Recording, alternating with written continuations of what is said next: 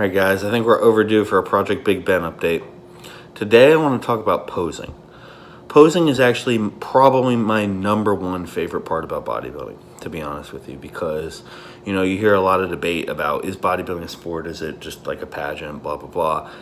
I honestly, I was leaning on the side of pageant until I started to learn to pose. And posing is hard as fuck, y'all, but it's also really fun. It really is.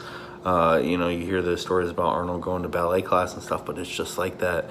Like, you need so much balance and endurance. Like, it's a different kind of endurance, because you wouldn't think you'd be out of breath just from posing, but man, it's crazy. And then there's an artistry to it, really, where you're trying to synchronize with the music, and you're also trying to make sure that your flow is there. And to me, it's really fun because it's totally new and I suck at it.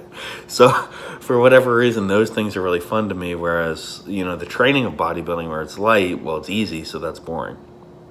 So what I want to do is show you a posing routine that I came up with. I'm pretty proud of that. Came up with the base posing routine, and then Pete Hartwig, who you guys remember from the Golden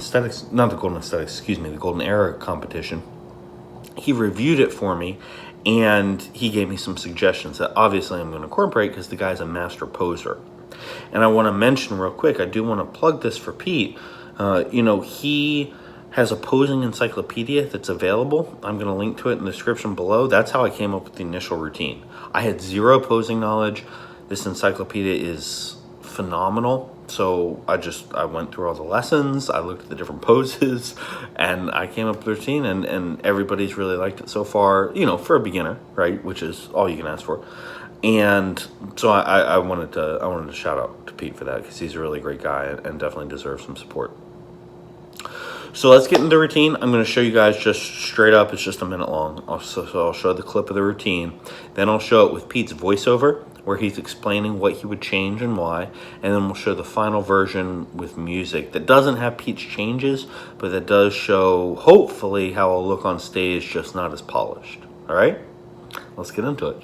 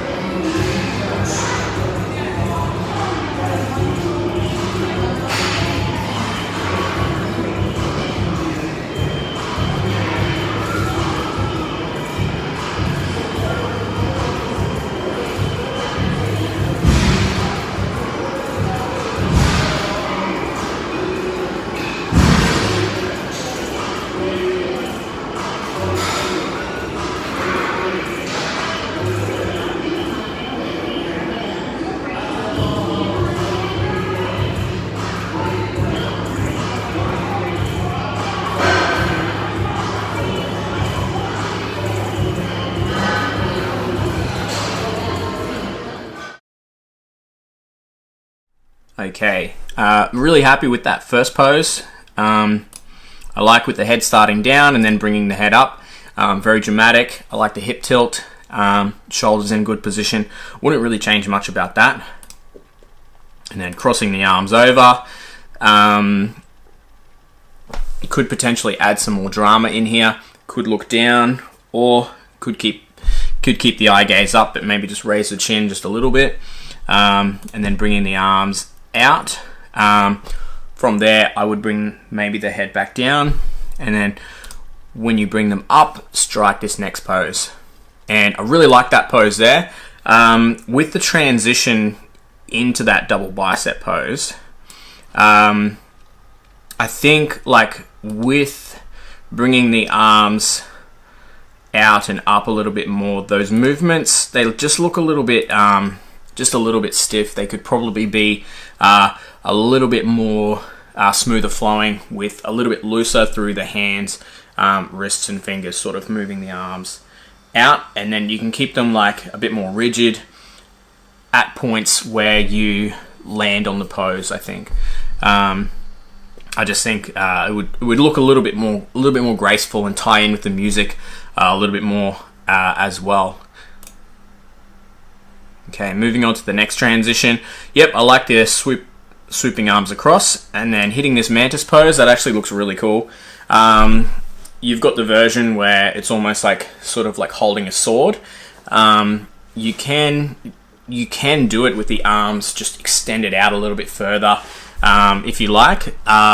It sort of depends. Like a lot of the bodybuilders in like the 60s and 70s would do it with their arms a little bit further extended, but you can do it in that position that you've got it as well. Shoulders look good. They're twisted across, hips pointed to the side, so I'm pretty happy with that pose. You've also got the option of foot position, so you can have your left leg a little bit further back if you prefer as well. This next transition I did change a little bit, so instead of just swiveling the feet around, I've done like 3 steps to move into that position, and I explain that a little bit more in the other tutorial video that I'm sending through. So go step, step, step, and then this bit I kept the same. I like.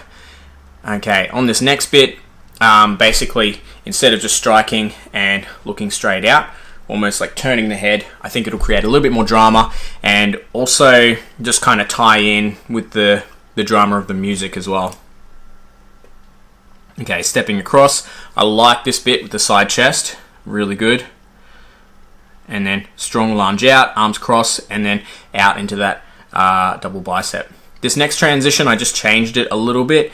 You'll see in the other video where I offered a different transition to this move as well, but they both look pretty good.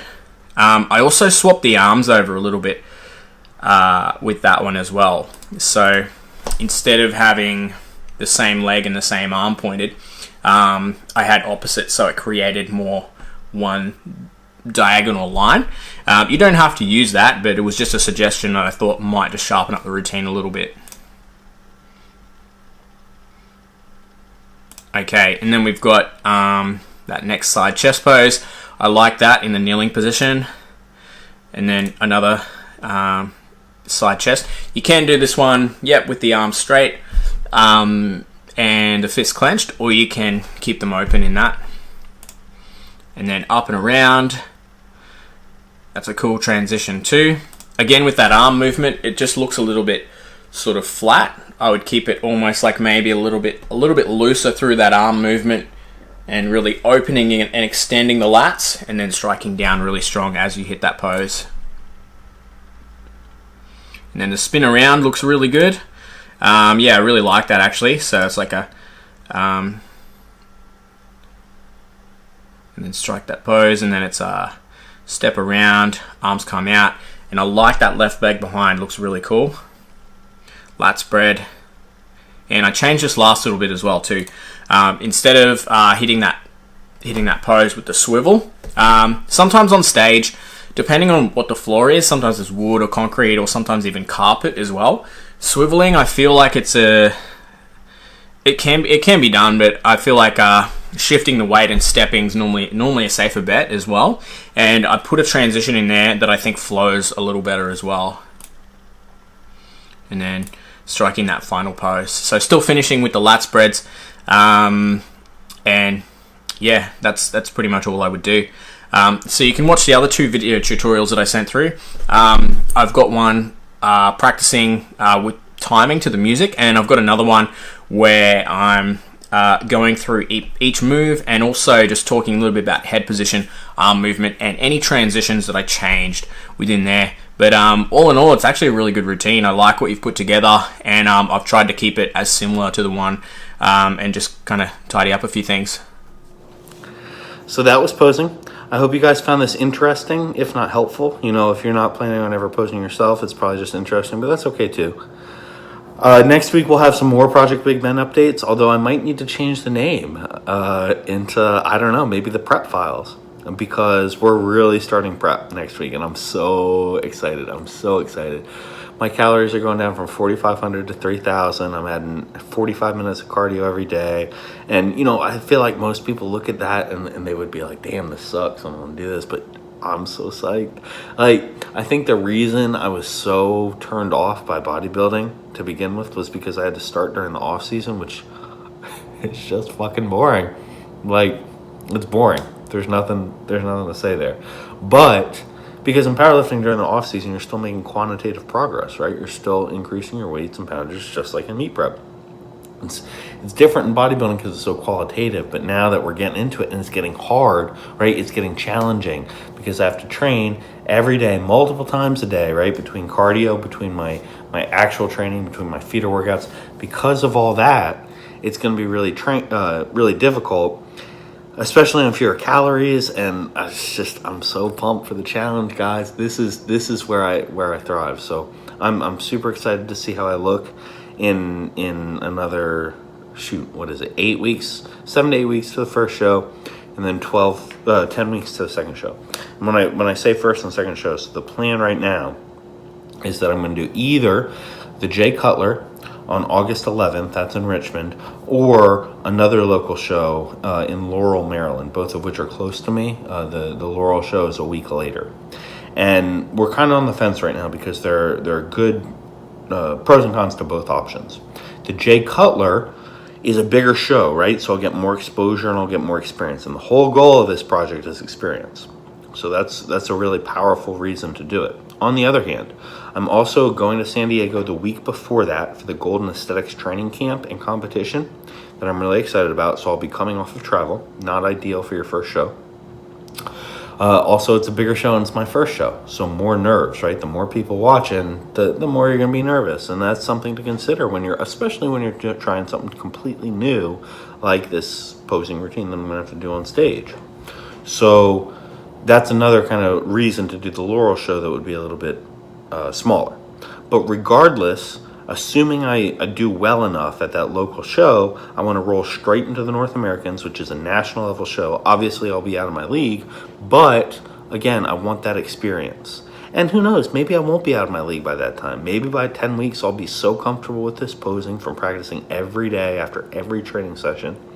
Maybe I'll be so shredded and whatever that, I stand a good chance of competing and doing well for myself. And I'm leaving that possibility open, but I'm not going to go say, I'm going to nationals to win, right? Like, I'm going for the experience. I'm going to have fun. So that's the plan as of right now. Again, more updates on the exact details of the diet, the cardio, the training, the supplements. I don't know why you guys get so obsessed with that part, but we'll talk about all of that next week, all right? So make sure to subscribe. Please share the video. Remember to think strong, train hard, and I'll see you next week.